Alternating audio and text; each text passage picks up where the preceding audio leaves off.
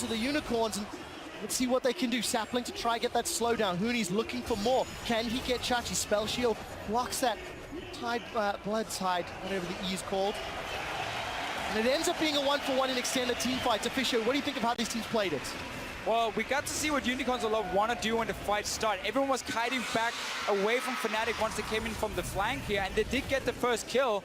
Then just figured they could go for a little bit more and didn't realize how Fnatic was still fairly tanking. I think Yellowstar also connected quite a good hook for himself to secure at least a 1-for-1, but we get to see how both teams want to play. Fnatic coming in from different kind of flanks to try and get the engage. Hylissang and Rainover finding each other at a red buff. No real support for either, though. Official, while that fight was going on, it was that little stat that popped up. The last time these teams played in week 8, it was 64 kills in 35 minutes. It was the bloodiest game of the spring split. Averaged 1.7 kills a minute. We're on a much slower pace today. Yeah, these teams got to step up, man. Go kill each other. Well, it looks like Unicorns are trying. Yellowstar, however, with those Moby Boots not going to offer himself up for target.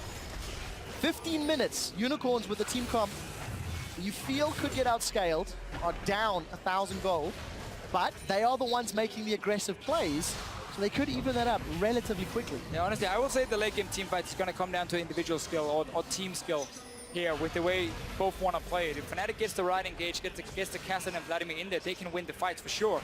Unicorns Love, if they manage to kite and poke beforehand, so someone is too low for Fnatic to really fight, well then they're obviously going to be in the advantage. So it's going to depend so much on what is going to happen in the game here, and which carry is going to get fed for either team.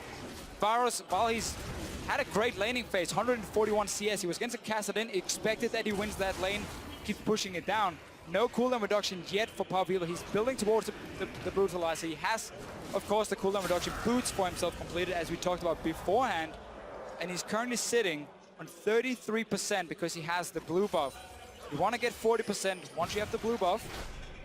And then you just see the cooldown on his Q. Now he's going to fight 2 seconds, and there's another one. He's not even at 40% yet. So you better dance, or you're going to get those arrows in your face. We'll see if Fnatic are wearing their blue suede shoes today, because Power of Evil is singing a song. Fnatic will be dancing to his beat.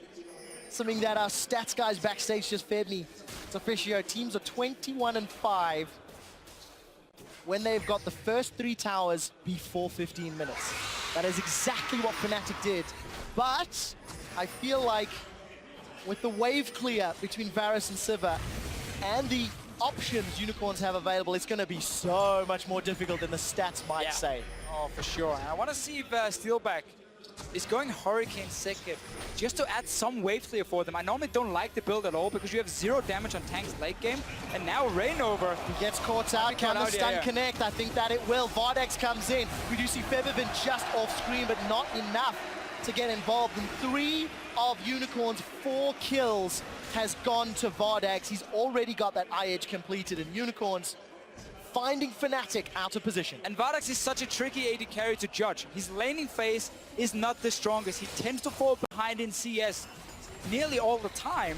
And then it's about Hylissang setting up kills for him, at least early on. So that's how he gets fed. In this game, he's just been running around with the team and been able to get the last hits, which is perfect because he's a good late game AD carry. In the big team fights, his positioning is great. He's good target selection as well, so it's worth it for Unicorns of Love to get kills on him.